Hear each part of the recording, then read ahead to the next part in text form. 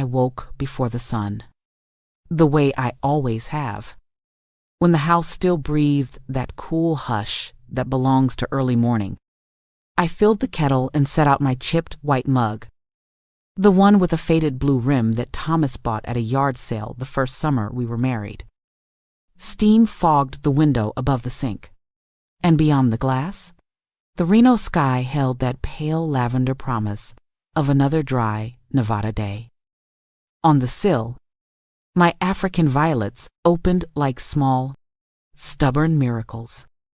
I watered them sparingly, the way Thomas taught me, and whispered a good morning to the man I still spoke to, even though he had been gone for 3 years. Routines were the frame of my life. Toast with apricot jam, a careful sweep of the kitchen floor, 10 minutes with the local paper, folded into quarters so it would lie flat. I was 68, a retired school librarian, and my house on a quiet street was the one place that never rushed me. Every room carried our life in soft echoes. A wobbly bookcase Thomas refused to replace because he said good things lean a little. The dining table we sanded together. The handprints of my daughter Elaine in the concrete by the back steps, pressed there on a June afternoon when she was 7 and wild with laughter. I set the table at noon because I knew they were coming for Sunday lunch. I chose the green cloth and the small vase that made inexpensive daisies look proud. The roast chicken turned the kitchen warm and fragrant, and I basted it the way my mother taught me, with patience and butter. At 12:30, the front door opened without a knock. Elaine walked in first, sleek hair and a cream dress that hung on her like a decision already made. Mark followed, phone in hand, thumbs moving, a wrinkle of displeasure bending his mouth as if the air in my home were slightly wrong. They did not notice the daisies. Mark dropped into Thomas' chair and turned on the television, the sound low but insistent. Elaine kissed my cheek without letting her eyes meet mine and sat on the edge of a dining chair as if the cushion were a clock. "Mom, we need to talk," she said, and her voice did not belong to any version of her I recognized. She told me the house was too big for a woman my age. She said I would be happier in a community with people my own kind and schedule. Mark spoke the word safety and said it twice, as if he were selling me a product I could not afford to refuse. The roast rested on the counter, juices settling, ready to be carved. My hands were steady on the carving fork, but my breath was not. "This is my home," I said, and the room, so familiar, felt suddenly borrowed. Elaine smiled a small, brittle smile that did not reach her eyes. "We have already done the research," she said. "It will be easier for everyone." The clock on the wall ticked once, loud as a gavel. The following Thursday, the air carried a sharp chill, the kind that makes Reno mornings smell of iron and dust. I had just finished folding laundry when a knock rattled my front door. Mark didn't wait for me to answer. He pushed in with a man in a gray suit, clipboard in hand, measuring tape swinging from his belt.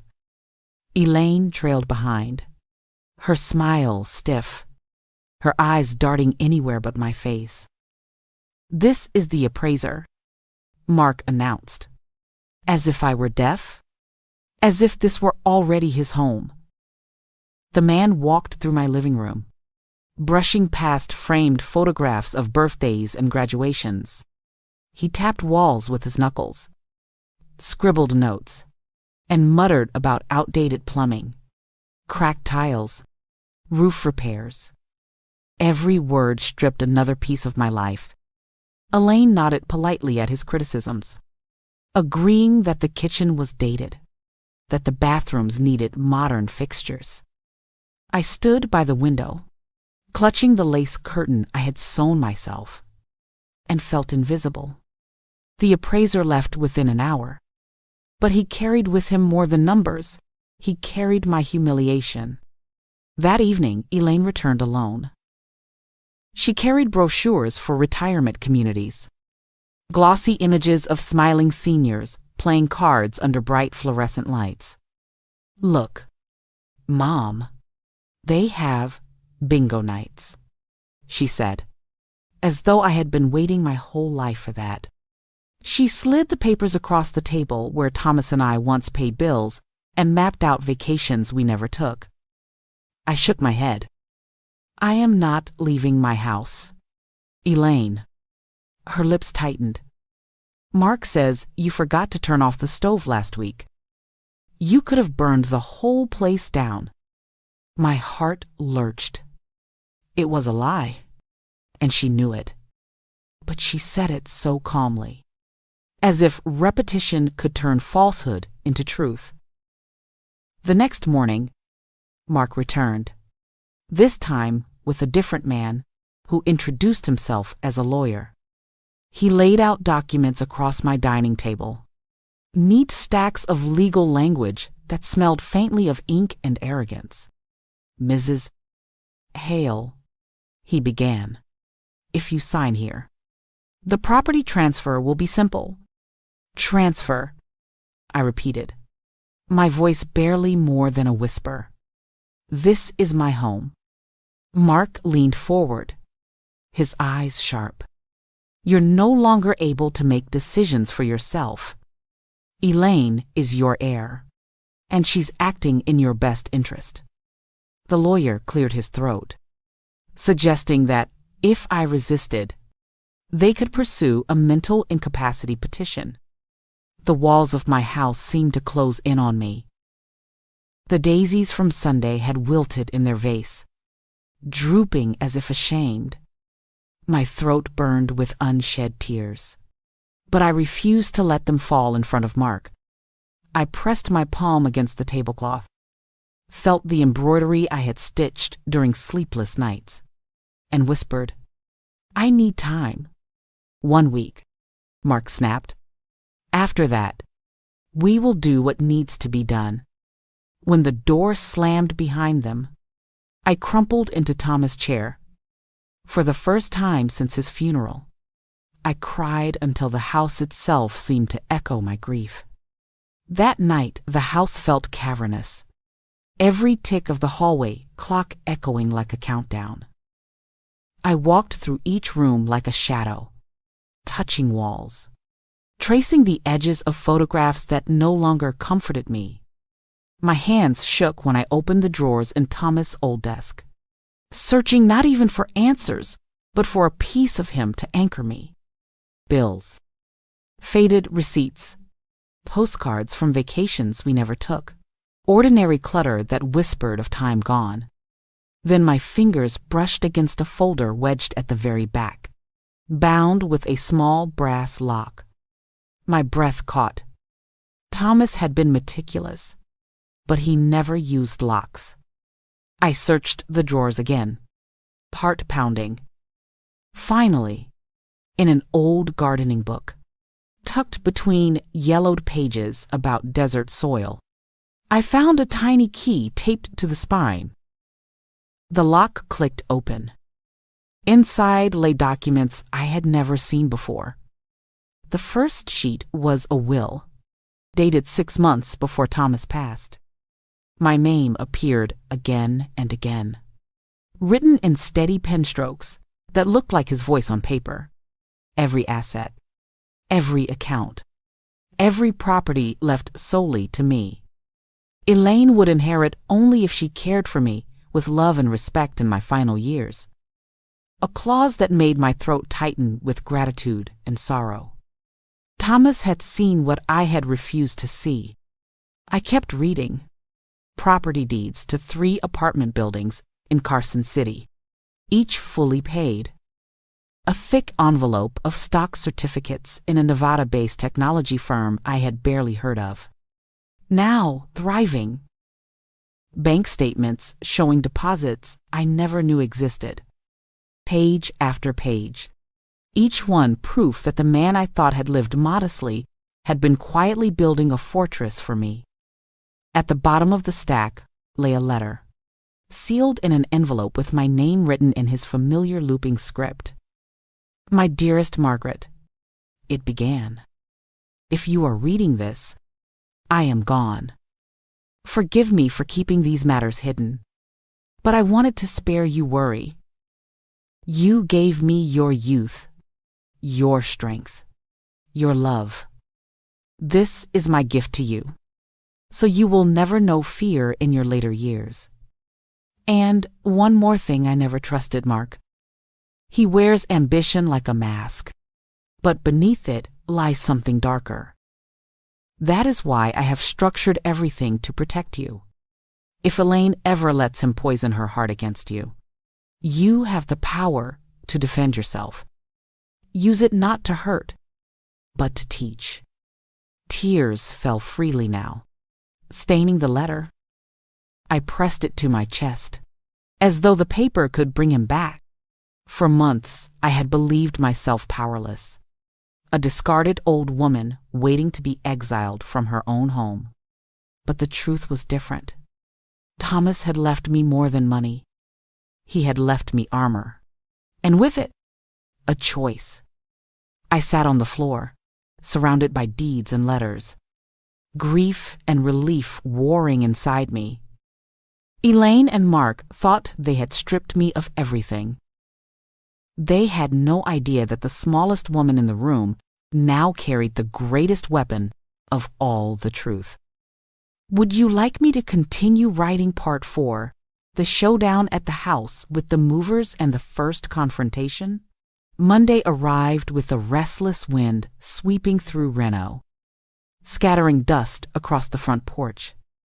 I brewed my coffee slowly, as if the act itself could steady the storm inside me. I had stacked a neat pile of Thomas documents on the desk, just enough to show, without giving away the full depth of what I now controlled. Today was the day they planned to take everything. Today was the day I would answer. At 9 sharp, the rumble of a moving truck rolled into the driveway. Doors slammed. Heavy boots thudded across my porch.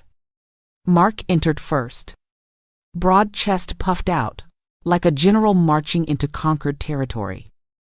Elaine followed, her hand resting on her stomach, as though already rehearsing a role she had not yet revealed to me. Behind them came 2 movers, glancing around politely, waiting for instructions. "Mom, what are you doing just sitting there?" Elaine demanded. Her voice clipped, her eyes already scanning the room as if cataloging what would be packed first. "The movers are here. We need to start." I stayed in Thomas' armchair, hands calm around my chipped mug. "I am not leaving this house," I said, my voice quiet but unshakable. Mark smirked. "You don't have a choice. We already explained this. The papers will be signed today, and by this evening, you'll be in a place with nurses and bingo." He turned to the movers. "Start with the bedroom. No one moves a single thing," I said, rising slowly, placing the mug on the table with care. "Because this house, and much more, belongs to me." Mark barked a laugh. "To you? You're barely living on your librarian's pension." I walked to the desk, lifted the top document, and placed it gently in front of him. "Did you enjoy your apartment these last 3 years? Mark, the one you think you've been paying rent for every month? Because that money has been coming straight to me. I own the building." The room fell silent. Elaine's lips parted. Mark snatched the paper, scanning the deed with trembling fingers. His face drained of color. "This is fake," he muttered. "Check with the county records." I replied evenly. "I encourage you to." Elaine lowered herself onto the sofa as if her legs had given out. "Mom, how? Why didn't you ever tell me?" "Because I didn't know until last week." "Your father prepared it all, and he saw through Mark long before I did." The movers shifted uncomfortably in the doorway. "Excuse us, ma'am." One said, "Are we taking the furniture or not? You can leave." I answered, "Nothing is leaving this house." That was when Elaine blurted it out, desperation flooding her eyes. "Mom, I am pregnant. Do you really want your grandchild out on the street?" The word sliced through me. Pregnant. I should have felt joy, but the timing made it sound like a weapon. I pressed my palm against the back of Thomas' chair and drew a long breath. "Congratulations, Elaine. But no child should grow up learning that manipulation is the same as love." Mark slammed his fist on the table, his mask cracking. "You can't do this to us." Old woman. But I already had. And for the first time in months, I felt my husband's strength flow through me. The next day, just after sunrise, my phone buzzed with a call from the building manager of the Carson City Apartments. Thomas had left me. "Mrs. Hale, you need to come down here. There's trouble." His voice was tight with nerves. I drove the hour with my heart pounding like a drum. When I arrived, I could hear shouting before I even stepped through the glass doors. Mark's voice carried like a blade through the lobby. "That old woman is a liar. I pay rent every month, and I demand to see the owner." The manager stood behind the desk, pale and trembling, clutching a folder. Tenants peered from the hallways, whispering. And there stood Mark, red-faced, jabbing his finger at everyone, his rage spilling like poison. I walked in quietly, setting my purse on the counter. "Good morning, Mark." His head snapped toward me, eyes bloodshot. You think you own this place? You've tricked everyone." I didn't raise my voice. I simply pulled out my phone and tapped the screen. My attorney's voice filled the lobby on speaker. "Mrs. Confirmant Hale, I confirmed last week that you are the sole owner of the Hale Apartments, as well as 2 additional properties in the county. Every rent payment for the last 3 years has been deposited into your account. Do you need me to read the deed aloud?" The silence was heavy. Mark's mouth opened, then closed. His fury faltered in the face of facts too heavy to deny.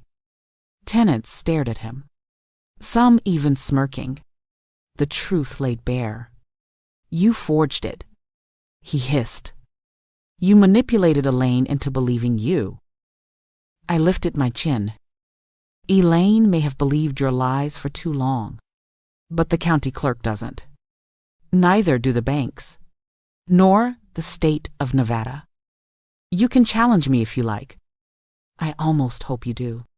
Mark's shoulders sagged for a moment. Then he turned his anger into venom. "This isn't over. I'll drag you into court. Both of you. You won't win." He stormed past me, the doors slamming so hard the glass rattled. The manager let out a shaky breath. "Mrs. Hale," he said softly.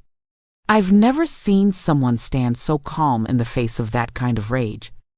I smiled faintly, though my knees trembled. Calm didn't mean fearless. It meant I had decided fear wouldn't run me anymore. That night, Elaine came to me. Her eyes were red, her voice hoarse. "Mom, I don't know what to believe anymore. I know Mark is furious, but maybe he isn't entirely wrong." She twisted her hands together, confusion tearing her apart. I handed her Thomas' letter, the one written in his careful script.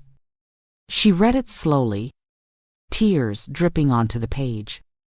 When she finished, she looked at me with eyes I hadn't seen in years, vulnerable, searching, and for the first time, I felt the faintest shift inside her, as if some part of the daughter I once knew was trying to resurface. For days after the scene at the Carson City apartments, Elaine avoided my eyes. She drifted through the house like a ghost, touching nothing, speaking little. But late one evening, I found her sitting at the kitchen table with a half-empty cup of tea, her face pale and drawn. The lamplight carved shadows under her eyes. "Mom," she whispered, "I need to tell you something." I sat across from her, waiting. Silence has its own power, and I let it stretch until she finally broke. "Mark has been controlling me for years." Her voice cracked as the words tumbled out. At first, it was little things telling me which friends were a bad influence, insisting I call him before I went anywhere. Then it became money. He made me quit my job at the insurance office, said real wives don't need careers. He gave me an allowance like I was a child. She rubbed her temples with shaking hands. Every dollar I spent had to be explained. If I bought a dress, he wanted to know why.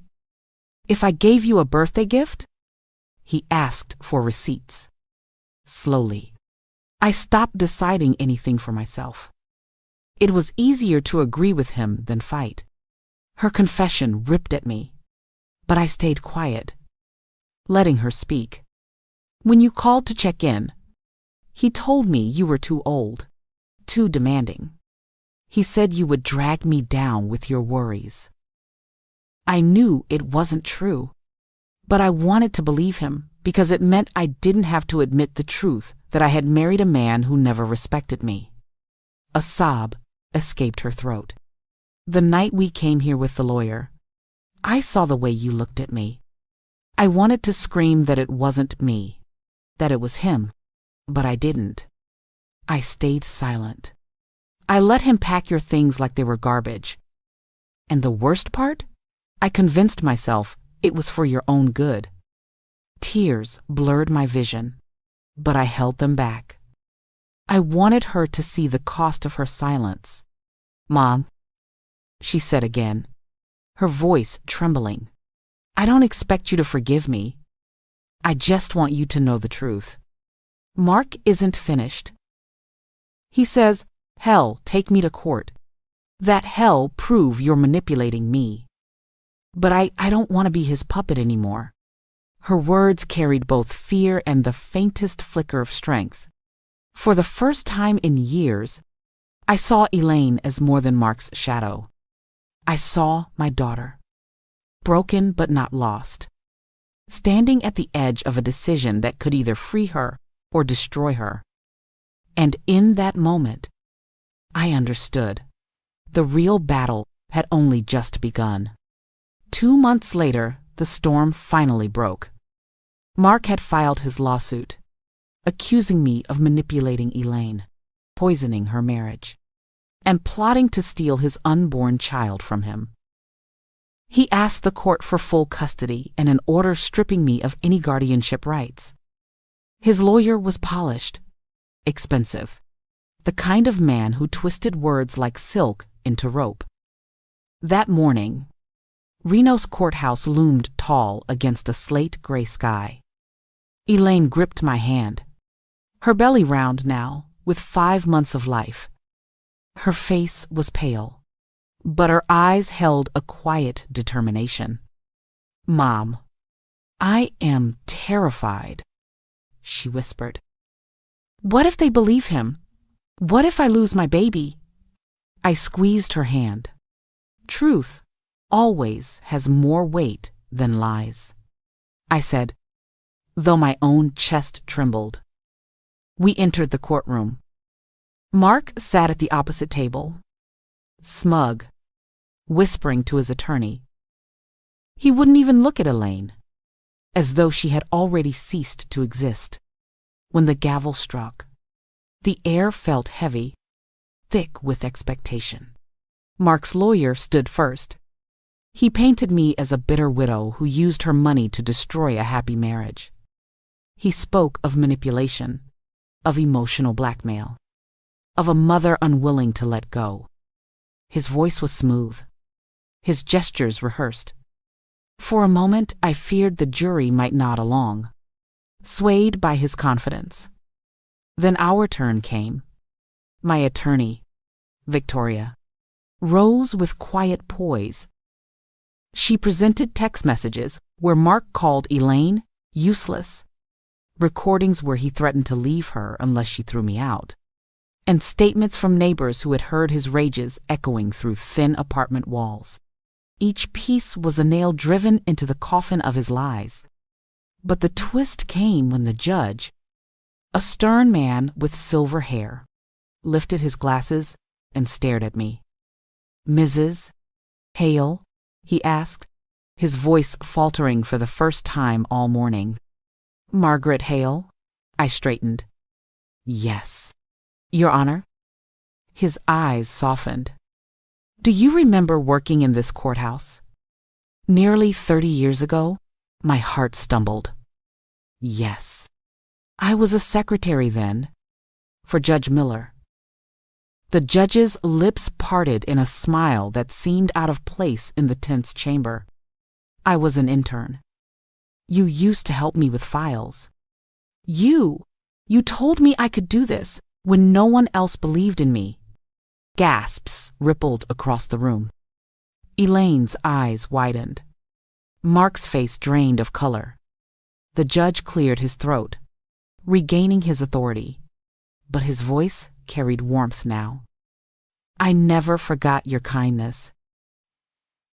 Hale, you treated me like I mattered when everyone else brushed me aside. Mark's lawyer jumped to his feet. Your Honor, this is a conflict of interest. The gavel cracked. Sit down. Counsel, there is no conflict here, only truth. He turned to Mark, his voice sharp as steel. After reviewing the evidence, it is clear you sought to manipulate, isolate, and control. This court rules in favor of Mrs. God. Hale and Elaine Foster. Mr. and Foster, you will have no custody rights. Furthermore, you are prohibited from approaching either woman. You will also pay damages for emotional harm and cover their legal costs. The words struck like thunder. Elaine's shoulders sagged with relief. Tears streamed down her cheeks as she whispered, Mom, we're free. Mark erupted, shouting, This is outrageous! But the bailiff was already moving, guiding him out as his curses echoed against the wood-paneled walls. And in the silence that followed, the judge met my eyes one last time and gave a small, knowing nod. A kindness once given had returned in the most unexpected moment, sealing our victory. 5 years have passed since that day in the courthouse, yet I still hear the gavel's echo whenever I close my eyes. Life has a way of bending in circles, and sometimes the bend leads to sunlight. Elaine kept her promise. She left the shadows of her past and built a new life in Sparks, Nevada. She found steady work as an accountant at a small firm and learned to stand on her own feet again. The timid woman who once let Mark dictate every thought slowly faded. In her place rose someone stronger, wiser, and gentler. And then there was Lily, my granddaughter, from the moment I first held her in my arms. Tiny and fierce. I knew every storm had been worth it. Today, she runs through my garden with wild curls flying, chasing butterflies among Thomas African violets. Sometimes she pauses, cradles one in her small hands, and whispers, "Grandma, is this magic?" I smile and tell her yes, because in a way it is. 2 years ago, with part of Thomas' inheritance, I founded a small nonprofit called Haven and Hearth. We provide shelter and legal help to older women cast aside by ungrateful families. At first, it was just one house in Reno. Now we have 3 across Nevada, with more planned. Every time I read the letters from women who say, "You gave me back my dignity," I think of Thomas and his foresight, and I whisper a thank you to the man who built a fortress I didn't know I needed. One warm spring afternoon, Judge Samuel Ortega himself came to my porch. His hair grayer, but his smile unchanged. He shook my hand and said, "Mrs. Codd, hail. The Retired Judges Association wants to honor you, not just for what you endured, but for what you've given back." I told him no award was necessary. He only laughed. "Justice," he said, "sometimes needs reminders outside the courtroom." That night, as I rocked Lily to sleep and Elaine set the dinner table, I finally allowed myself to breathe in peace. The house no longer echoed with fear or betrayal. It pulsed with laughter, with forgiveness, with the steady rhythm of family rebuilt. And the lesson? That power is not meant for revenge, but for protection. That kindness planted decades ago can bloom when you least expect it. That even after betrayal, love can return if it is willing to change. Most of all, I learned this: dignity cannot be stolen from you unless you hand it over. I am Margaret Hale, and I found my strength not in the fortune left to me, but in the choice to turn pain into purpose.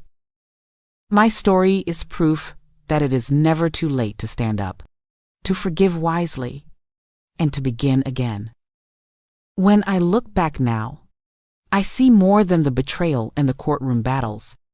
I see a road that taught me the meaning of strength. For too long, I believed sacrifice meant silence, that being a mother meant giving until there was nothing left.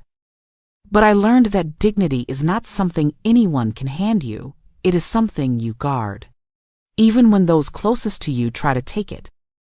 My late husband's letter reminded me that power is not for revenge, but for protection, and that kindness given in small, forgotten moments can return when you need it most. Elaine lost her way, but she found it again, and I found my voice. To anyone listening, let my story be a reminder: you are never too old, never too small, never too late to stand up for yourself. Protect your home, your heart, and your truth.